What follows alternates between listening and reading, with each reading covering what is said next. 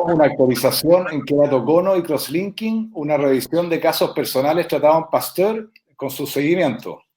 Y les muestro una imagen que tomamos del desierto florido, porque van a ver que existe una relación con las prevalencias mayores de queratocono en relación a climas secos y cálidos, como son el norte de Chile.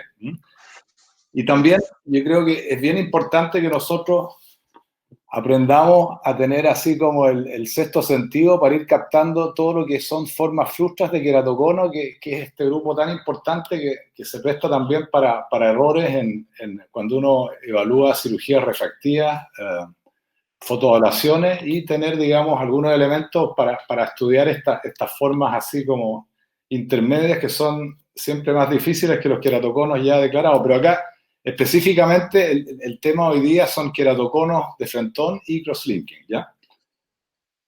Ahora, la prevalencia del queratocono es bien variable. Si uno mira estudios en el mundo, porque en Chile evidentemente no existen, desgraciadamente, pero si uno mira, por ejemplo, en el Medio Oriente, que son climas parecidos al norte de Chile, son climas muy calurosos, seco, y vemos que hay prevalencias de queratocono que son cercanos al 3%, entre el 1,5 y el 4%, entre Irán, Líbano, Israel, incluso la India, que está ahí en el vecindario.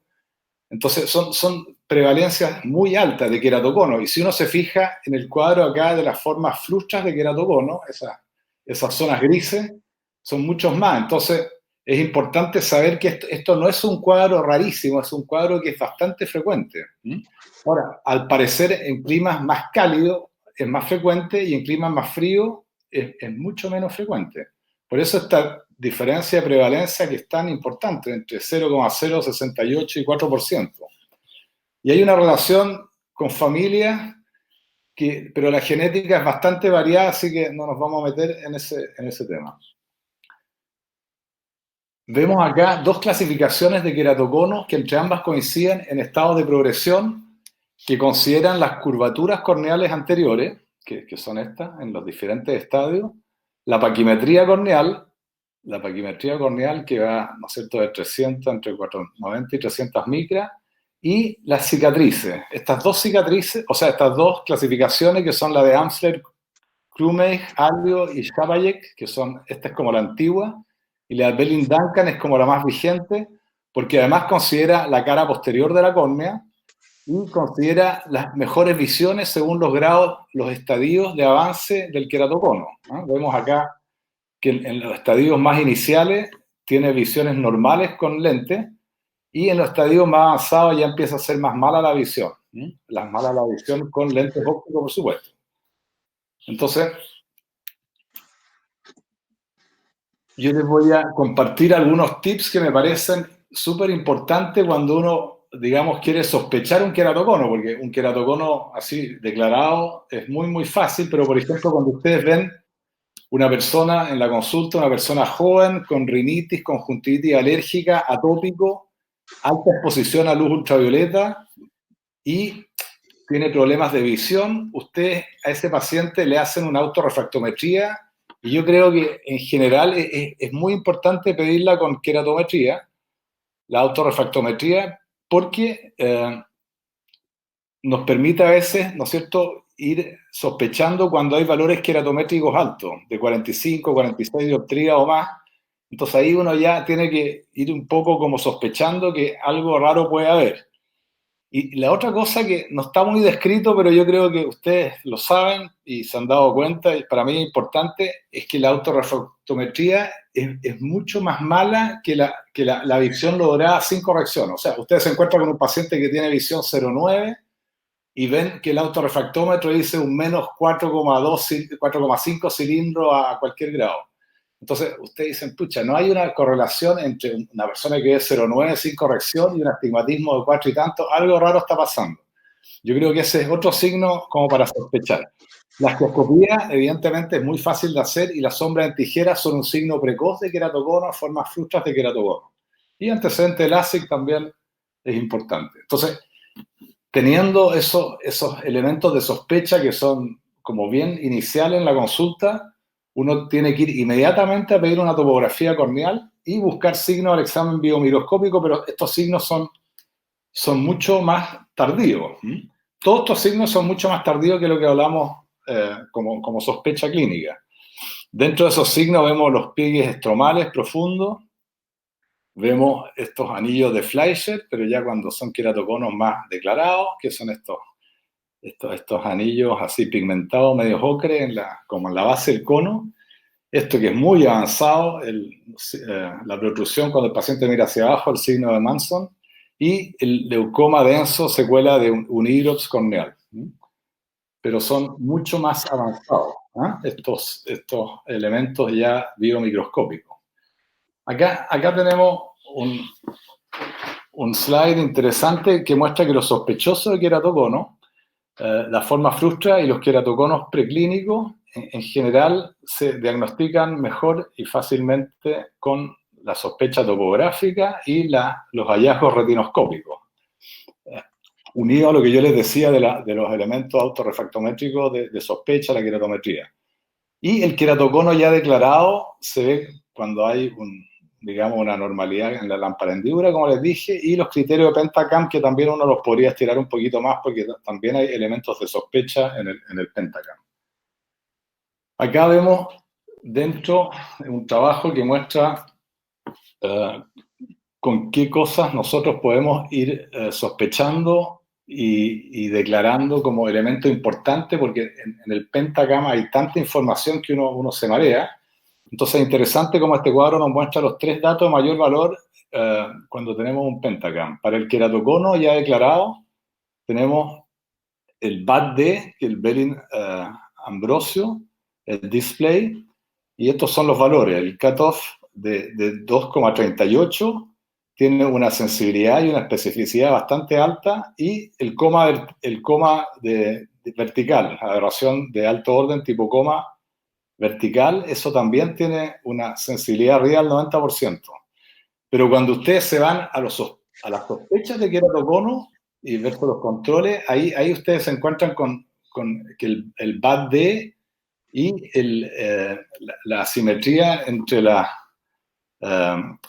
digamos, los signos de curvatura entre la parte alta y baja del cono, ahí son valores mucho más bajos y por lo tanto son sensibilidades y especificidades mucho más lejanas al 90 y tanto %. Entonces es más difícil con el Pentacam encontrar estos sospechosos de queratocono. Y acá hay cuadros importantes que yo creo que hay que tomarles una diapositiva y tenerlos así como en el display de la información que uno tiene para ir buscando estos elementos al Pentacam, qué es lo que importa y qué cosas son más irrelevantes. Pero estas son cosas que uno tiene que tener disponible para revisar, pero no aguantar a analizar eso. Vemos en los adolescentes una asociación importante entre pacientes predispuestos, antecedentes familiares, climas calurosos, alta radiación ultravioleta, conjuntivitis alérgica, hábito de frotarse los párpados y una tendencia a ir desarrollando un queratocono. Esa sería como la secuencia que uno ve en nuestros pacientes. No olvidemos también que hay alteraciones de la superficie, el segmento externo más frecuente en los queratoconos y que se mantienen con un test de ruptura film lagrimal y se manifiestan cuando existen estos elementos que son alterados, tanto el test de ruptura film lagrimal, el rosa bengala, el verde de lisamina o incluso el queratitis fluoresceína positivo. Y nosotros debemos, cuando los encontramos alterados, debemos compensar esas córneas y corregirlos con lubricantes, etcétera, para poder interpretar adecuadamente los exámenes de topografía, tanto la topografía, el Pentacam, la refracción y el OCT. Así que es importante este concepto de que las córneas, cuando están alteradas en su superficie externa, y uno quiere tener exámenes más confiables, hay que irlas compensando. Y acá vemos este concepto que, sobre todo para los becados, que es súper importante volver a enfatizar la importancia de entender esta asociación de frotarse los ojos como factor inductor de producción y progresión de queratocono. De hecho, en el ESCRS del 2019, el doctor Damien Gatinel, reconocido oftalmólogo, se atrevió a afirmar una frase bastante extrema. Dijo que un queratocono que progresa siempre existe el antecedente de frotarse los ojos. Y más aún afirmó que si un paciente deja de frotarse, la progresión es rarísima. O sea, a ese nivel de importancia ya, que nosotros siempre hemos conocido la asociación, pero él ya como que la puso en el extremo. Dijo que si el paciente deja de frotarse, la progresión es rarísima, especialmente en casos leves a moderados. Evidentemente, cuando ya está muy avanzado, yo creo que la cosa sigue su curso. Pero es interesante el énfasis que pone en la importancia de frotarse al extremo de hacer estas dos aseveraciones. Influiría también el lado al cual uno duerme, de preferencia por posible compresión mecánica del globo. Es decir, la persona que duerme a la derecha y tiene el queratocono derecho, puede que ojos más salientes, la almohada que hace compresión cuando duerme, etcétera, influye. Entonces, recordemos que la elasticidad de la córnea se va perdiendo durante la vida, o dicho al revés, la rigidez va aumentando en la medida que envejecemos, la rigidez de la córnea. Así se entiende mejor que la progresión del queratocono es más marcada entre la infancia tardía, la pubertad y la adolescencia. También es claro que al frotarse los ojos e irse desarrollando el cono, con el consiguiente adelgazamiento de la pared, se tiende a acelerar bastante el proceso por una menor rigidez progresiva de la zona más deformada. En la topografía debemos seguir la progresión de la zona con la mayor curvatura, que se asocia a una progresión de la aberración de alto orden tipo coma y trefoil. ¿No? O sea, hay una correlación entre curvatura y esta aberración tipo coma, ¿no? Que vamos a ver a continuación. Acá vemos imágenes para que eso se grafique bien. Vemos la topografía, ¿no es cierto? Vemos el cono que está del mismo lado de la topografía en la zona más curva, con este astigmatismo irregular. Y el cono, cuando vemos la aberrometría, es una imagen al revés, digamos, invertida, ¿no? Entonces el cono está arriba, digamos, la proyección aberrométrica, y tiene esta forma de cometa, la forma de cometa, y por eso se llama aberración tipo coma. Es una aberración de tercer orden y está dentro de las de alto orden. La de cuarto orden es la aberración esférica, ahí sigue para abajo el desarrollo de estas aberraciones de alto orden.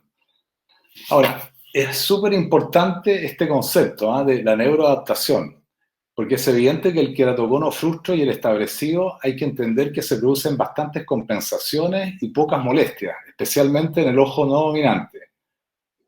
Esto es por la neuroadaptación.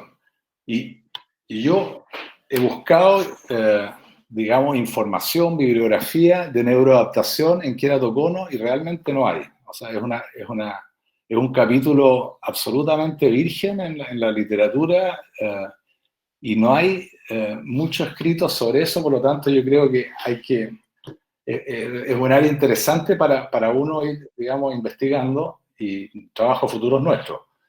Porque uno ve muchos queratoconos así muy importantes y que el paciente no se queja de mala visión y logra con altos contrastes en la pantalla, la proyección de otro tipo, visiones de 0,9, visión 1 y sobre todo si el ojo dominante es bueno, el otro ojo no tiene ninguna molestia, es completamente compensado por esta neuroadaptación, lo cual es muy, muy importante tenerlo como concepto, porque como les digo, no sale muy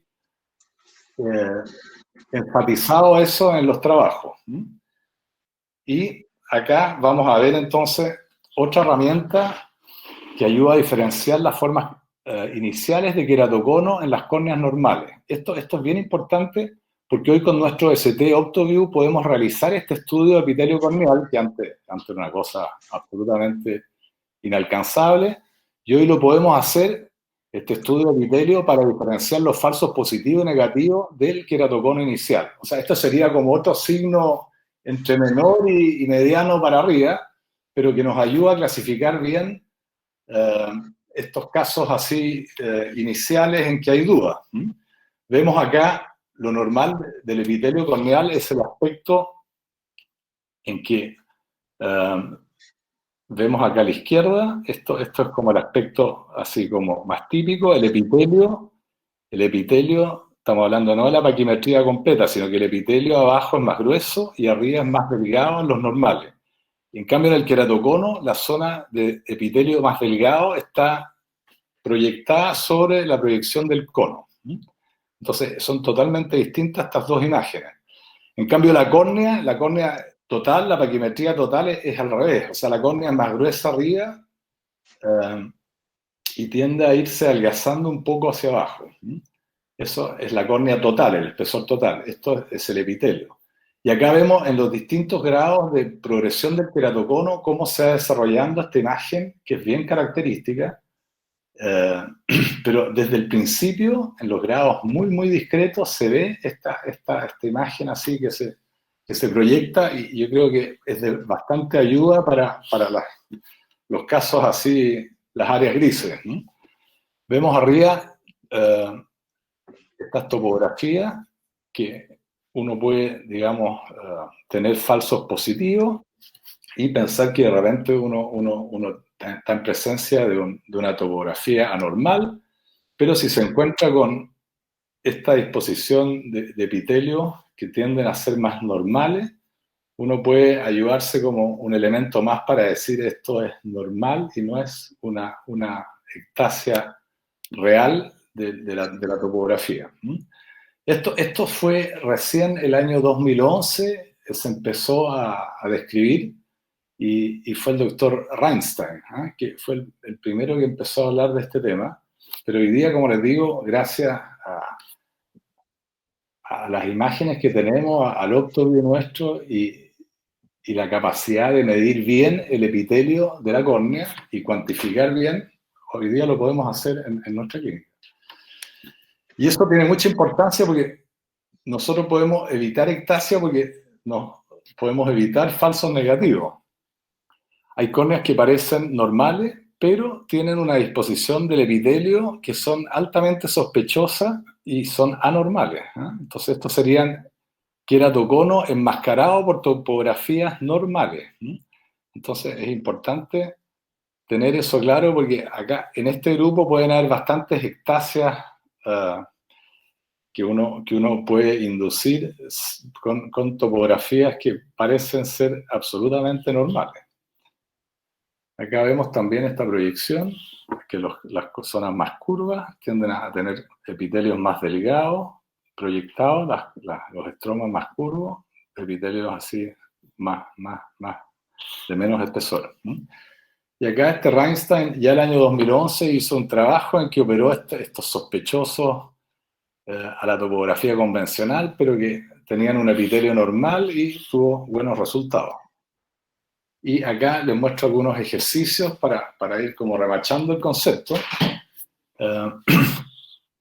Este es un trabajo del año 2017, es más reciente, del mismo Reinstein y colaboradores, que muestra la ayuda del mapa epitelial para definir si el ojo contralateral de un queratocono es normal o anormal, porque acá sí que estamos ahí en áreas así polémicas, porque esto es un queratocono evidente, pero estamos viendo el ojo contralateral del queratocono. Entonces, quiero que esto es totalmente normal. Y el mapa epitelial es normal, a pesar de que acá vemos un área sospechosa en el ORSCAN y tiene un best fit sphere de 0,2 que indicaría como una cosa ya media dudosa hacia el lado del queratocono, pero por el epitelio podemos concluir que sería una córnea más normal. En este caso también se muestra un queratocono y el ojo contralateral es bien normal y el epitelio se ve más o menos normal. El índice del BAD del pentagame es 0,83, que es absolutamente normal, y el score del ORBSCAN Best Fit Sphere de menos 0,2 también es normal. Entonces, todo esto sería un ojo contralateral de un queratocono normal y uno puede estar tranquilo que eso es un ojo sano. Acá tenemos un tercer ejemplo, un ojo contralateral sospechoso, uno ve la topografía, acá tiene un queratocono, esto es sospechoso, pero un mapa epitelial que es bastante normal, a pesar de una leve elevación de la cara posterior de la córnea, con un best fit sphere de un valor de 0,6, que sería patológico, pero según el nemograma de Bellin-Ambrosio, el BAT un valor de 1,35, que estaría justo en rangos normales, pero normales límites. Pero ahí uno metería más elementos en la ecuación para tomar decisiones. Pero el epitelio acá sería normal. Y acá tenemos un ojo contralateral con aspecto topográfico bastante normal. Esto es bastante normal. Este es un queratocono. Y el epitelio es claramente queratocono. Por lo tanto, los otros elementos, el BAD es normal limítrofe y uno tendría una elevación del Orscan de la cara posterior de 1,5, que también es patológico. O sea, esto sería una topografía normal con los otros elementos anormales y el epitelio claramente de queratocono. Y para terminar esta serie así, para que se vayan despertando en la mañana, otro caso de ojo contralateral discordante con un score Orscan de menos 2,2, que sería un score normal, y un Bellin-Ambrosio display de 0,07, que es normal, y un epitelio un poco más delgado arriba, por lo que se habría catalogado como una córnea normal. El ojo contralateral es queratocono, y esto sería ya un ojo aparentemente normal según este análisis. Acá vemos otro diagrama de otro trabajo que muestra el estroma y el epitelio en ojos normales y queratocónicos, en que se repiten estas disposiciones de espesor entre los sectores superiores e inferiores que ya explicamos. Entonces vemos acá el epitelio, vemos en los ojos normales y en el ojo del queratocono, que es más delgado al centro, en la zona del cono, y vemos acá el estroma, como ya les expliqué, que tiene el espesor diferente. Y acá lo mismo, pero con el OCT. Acá se ven los epitelios de la córnea. Este es digamos, el vector A, y como acá vemos una zona de 34 en la zona inferior, en que es más delgada que en la zona, digamos, inferior contralateral, ¿no? O en la zona superior de esa medición. Entonces, eso a uno lo orienta. Y para terminar y remachar este concepto, esto es lo que tenemos nosotros. Este es nuestro OptoView, que muestra un mapa de estroma de un paciente que trabaja en la clínica, y acá vemos el epitelio, el mapa del epitelio, que es bien así, claro, es bien preciso, ¿no? Y vemos las imágenes. O sea, este es nuestro equipo, y esto es lo que tenemos, y esto es lo que tenemos que ocupar más para apretar más teclas y entender mejor cuando existen. Yo creo que esto se aplica sobre todo a las formas frustras de queratocono. Y conocer el uso de este aparato para sacarle más provecho desde un punto de vista de diagnóstico, y no equivocarnos en clasificar mal, sobre todo estas formas frustras o estas córneas que se quieren operar de cirugía refractiva, que a veces pueden ser limítrofes o anormales, y uno cree que está sobre terreno seguro. Bueno, el cross-linking ya está validado hace 25 años, y acá vemos al pionero de la técnica, el doctor Theo Seiler, hace 25 años. O sea, esto es una cosa que es ya bastante antigua.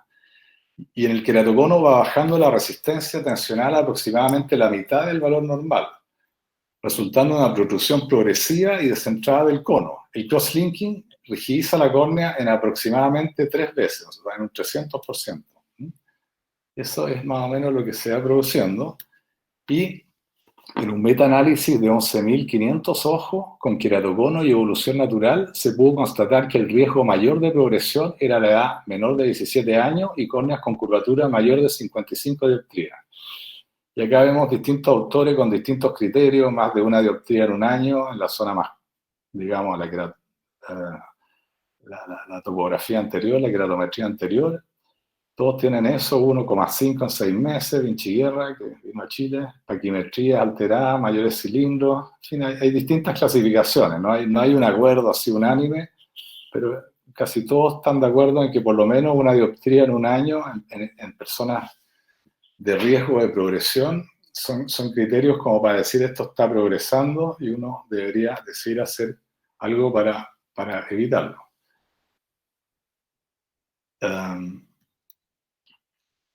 Y estos serían los tres elementos: el queratocono progresivo, la queratectasia iatrogénica y la degeneración marginal pelúcida.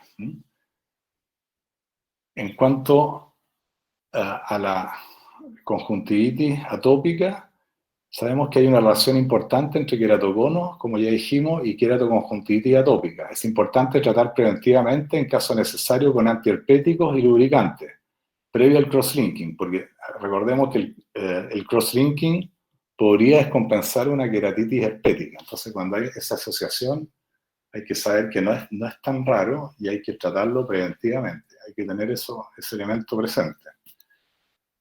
Y hay que ser mucho más intervencionista en el sentido de endurecer la córnea con un crosslinking ante la progresión de un queratocono, como ya dijimos, en un adolescente joven, postectasias iatrogénicas avanzando rápido y en flotadores oculares crónicos, especialmente asociados a curvaturas corneales importantes, como ya lo dijimos. Y se debe considerar en primer lugar el factor edad y el grado de avance, y en caso de menores de 18 años con córnea cercana a 59 dioptrías se puede plantear directamente el crosslinking. No esperar, porque ya se pasa el cuarto hora y el efecto del tratamiento es inadecuado. Acá vemos asociaciones que nos deberían inducir a ser mucho más intervencionistas. Flotadores exagerados de ojo, atopias severas, córneas cerca de 400 micras, postectasias en ojos tratados con queratectomías con láser menor a 17 años, queratometrías mayores de 55 dioptrías, pacientes de seguimiento difícil y dificultades de comprensión del problema. También serían factores a considerar en la decisión de indicar un procedimiento de crosslinking. Este es un trabajo raro que muestra que en córneas muy delgadas se pone un lente de contacto blando para llegar a un espesor de 400 micras y hacer un crosslinking no dañando el endotelio. Pero es un trabajo así curioso que se lo comparto. No tengo experiencia al respecto. Hoy existe evidencia científica muy significativa y de largo plazo a favor del importante efecto terapéutico del crosslinking versus la evolución natural. Sabemos que esto funciona, hay muchos años de seguimiento, como les dije, y es importante tener en mente este tratamiento. Pero existen criterios de exclusión, por ejemplo, espesores corneales menores de 400 micras en punto más delgado. Son algunas contraindicaciones relativas porque se pueden compensar con soluciones hipotónicas, etc. Queratometrías mayores de 60 dioptrías como que es un límite, pero hemos hecho también algunos casos y han funcionado, pero también es un criterio así de límite. Enfermedad ocular activa, infecciones. O sea, si una persona tiene un queratocono y tiene una infección intercurrente, evidentemente tienen que tratar primero la infección. Las queratitis herpéticas, las diabetes y ojos secos severos, sobre todo los ojos secos severos por los pacientes de enfermedad autoinmune. La diabetes en general es un factor que acelera el crosslinking natural, fisiológico, que se va produciendo con la edad. Así que la diabetes ahí es un factor así entre ayuda y que puede, digamos, ser un factor, de exclusión. Pacientes con sensibilidad a algún componente a usarse y un queratocono avanzado con opacidades en la córnea. Ahora, de todo lo que se ha publicado, porque esto ha tenido publicaciones al por mayor, la técnica de crosslinking circunscrita a la zona más afectada en los queratoconos es lo que podría ser un cambio de paradigma técnico en el corto o mediano plazo, partiendo por el entusiasmo del mismo descubridor de este tratamiento, que fue el doctor Theo Seiler.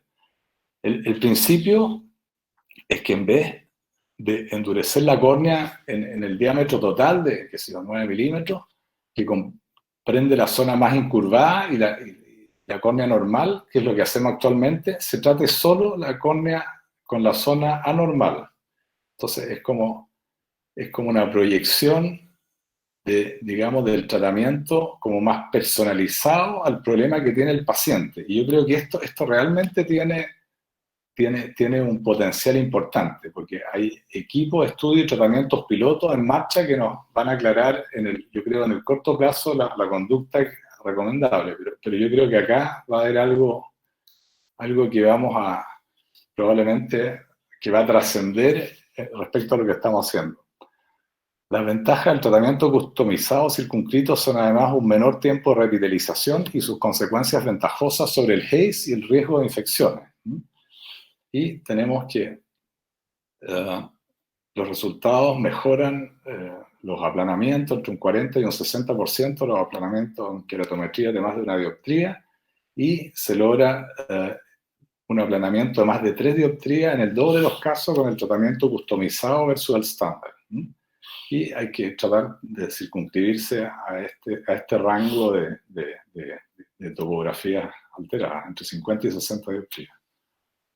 Vemos acá la línea de marcación con el tratamiento de crosslinking con nuestros OCT de alta resolución. Y esto se va perdiendo en el tiempo. Esta línea de marcación se va como haciendo más fina, igual que el Haze, en el tiempo. Acá vemos el Haze tiende a ser transitorio, como dije, a la lámpara hendidura, y no hay evidencias de daño en el endotelio cristalino ni mácula por efecto de la UVA en el crosslinking.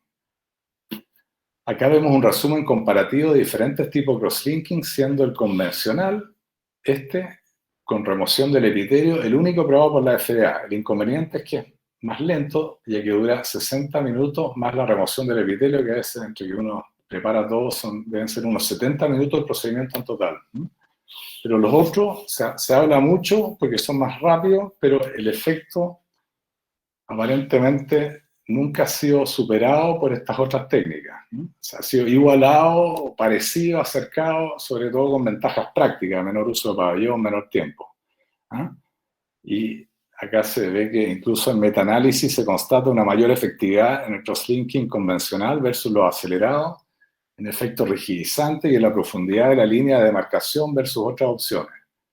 Lo mismo con el EPI-OFF es mejor que con epitelio conservado, en general. Así que todas estas formas que se publican no son mejores. Pueden ser más rápidas, más costo efectivas para la institución, pero no son mejores para el paciente. Ahora, complicaciones.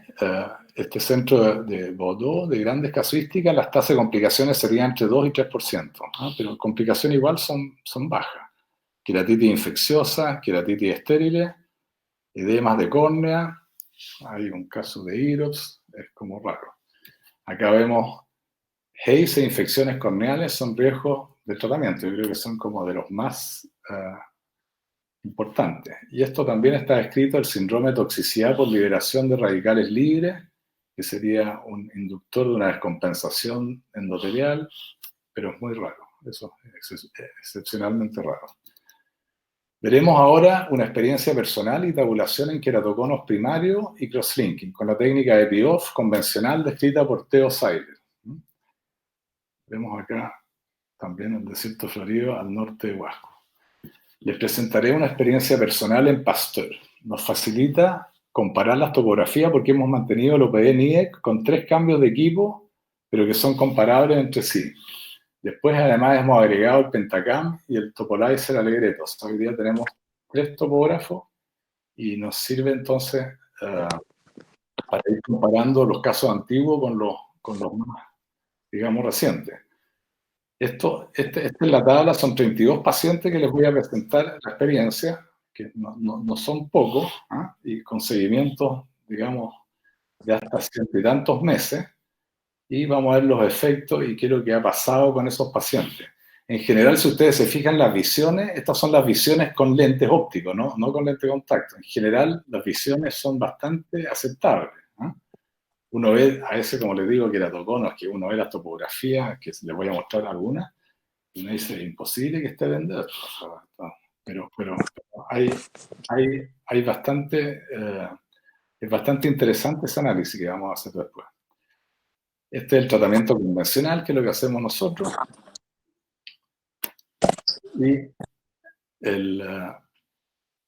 digamos, cómo funciona el crosslinking, eso ya es súper seguro. Y vamos a ir a un caso clínico. Este es un caso nuestro en que el área topográfica de mayor curvatura se redujo 6 dioptrías en 9 años. Está con nombre, apellido ahí. este es un paciente que tiene esta refracción, ¿ya? Menos 1,75 con menos 1,5 a 8 y llega a una visión de 0,9. Y tiene signos de queratocono, el examen biomicroscópico. Esta es la última consulta con nuestra ficha electrónica. Y acá vemos la topografía, que son secuenciales, que muestra el cambio. Eso es lo bueno del OPD nuestro, que nosotros siempre nos hemos resistido a cambiar la marca y todo eso, porque nos permite comparar esta, que es antigua, con una nueva, con otra máquina de la misma marca, y que permite que conversen las topografías antiguas con las nuevas. Y eso sirve para cirugía refractiva, sirve para los casos, digamos, de queratoconos primarios, como es este. Entonces vemos acá cómo se produce un cambio de curvatura, lo que hace, imagínense, acá tiene 52 dioptrías, acá tiene como 45, 46, cómo se ha aplanado la córnea en todo este tiempo. Es bien importante. Acá vemos el efecto en la topografía de la diferencia del aplanamiento de la zona. Y el astigmatismo refractivo es de solo 1,5 dioptrías. Es interesante. Y la visión que logra este paciente hoy día es de 0,9 con anteojo. Acá vemos de todos nuestros pacientes qué ha pasado con la variación en dioptría pre y post crosslinking. Vemos pre y post. Casi todas han sido efectivas, han disminuido. Unas pocas se han mantenido e incluso han aumentado un poco, pero es bien escaso. O sea, el tratamiento ha sido efectivo en prácticamente los 32 pacientes que hemos tenido. Estas son las dioptrías, estos son los pacientes. Y acá, para ver mejor el efecto del cambio en dioptría, vemos este paciente disminuyó un poco, pero en todo se contuvo la progresión, porque estos eran pacientes que estaban progresando muy rápido. Y esto, el aplanamiento de la curvatura son las líneas hacia arriba y el empeoramiento discreto es las líneas hacia abajo. Y acá vemos una relación entre la digamos, topografía y las aberraciones en coma de estos mismos pacientes. Hay una tendencia, una correlación, pero no es muy significativa. Y acá vemos el seguimiento, el número de meses que se han seguido cada uno de estos 32 casos y las edades, que están entre los 15 y los 34 años. Los crosslinking en mayores no se hace mucho, o no se debería hacer mucho, porque se supone que las córneas ya están más endurecidas por la misma edad. Y esto es interesante, vemos cómo es la visión de todos estos pacientes con anteojos. Hay muchos pacientes que tienen visión normal y tienen queratoconos que se tuvo que hacer crosslinking, o sea, porque están con astigmatismos muy irregulares, pero no hay visiones tan malas. Interesante ese gráfico. Y acá vamos a ver algunas topografías para terminar. Vamos a ver cómo podemos sacar algunas conclusiones y ver, digamos, cómo han variado. Por ejemplo, en esta de acá vemos una regresión de 2 dioptrías en 77 meses, ¿no? Y visión de este paciente con lentes ópticos, visión 20/20. Si ustedes se fijan, en la zona más central a veces hay un astigmatismo, pero no es tan irregular, y el paciente con anteojos, este paciente que estaba así, que regresó 2 dioptrías en todos esos meses, llega a una visión con anteojos que es bastante buena. Esto es una regresión de 1,2 dioptrías en un año 9 meses aproximadamente. La visión también con lente, la visión en este momento, a pesar de esta regresión que no es mucha, pero logra una visión bastante buena, también una visión de 20/20 parcial. Y la córnea al centro tiene un astigmatismo no demasiado irregular, con una curvatura menor a 50 dioptrías. Esto no es una córnea tan curva, pues acá tiene 48, acá tiene 44, o sea. Y por lo tanto, toda esta zona es capaz de tener con un lente convencional que corrige astigmatismos regulares una visión bastante buena. Acá uno muy rápida regresión de 51 a 47 dioptrías en 13 meses, que siguió aplanándose después mucho más lentamente, ¿no? Vemos acá, vemos las topografías, cómo van cambiando, acá 51, 47, y después ahí siguen, y sigue aplanándose en el tiempo, ¿no? En este caso es interesante porque hubo una regresión leve al año y luego en los 3 años y 8 meses siguientes hubo una regresión de gran magnitud en el centro, ¿no? Acá teníamos una córnea 64 dioptrías, que está sobre el rango máximo recomendado. Y acá tenemos una zona central, acá tiene 67, acá 51. Esto es un poco irregular, pero el paciente también quedó con una visión bastante buena. Quedó con una visión bastante cercana a 0,9 parcial, acá, en esta zona. Quizás este 67 puede ser artefacto, no sé, pero la cosa es que el paciente logró estabilizar y una regresión muy, muy significativa. Otro paciente con una regresión de 2,4 dioptría en 2 años, 8 meses aproximadamente, y vemos cómo el efecto incluso sigue después de 2 años, ¿no? Acá vemos esta córnea, cómo se va aplanando y cómo sigue el efecto en el tiempo. Y visión con lente también es una visión buena, de 20-20 parcial. Y un don queratocono, ¿eh? Y este paciente lo habían operado con anillo y había seguido progresando y tuvo esta evolución después del cross-linking, ¿sí? Con buena visión, con lente, por supuesto. Y complicaciones siempre hay en todos los procedimientos.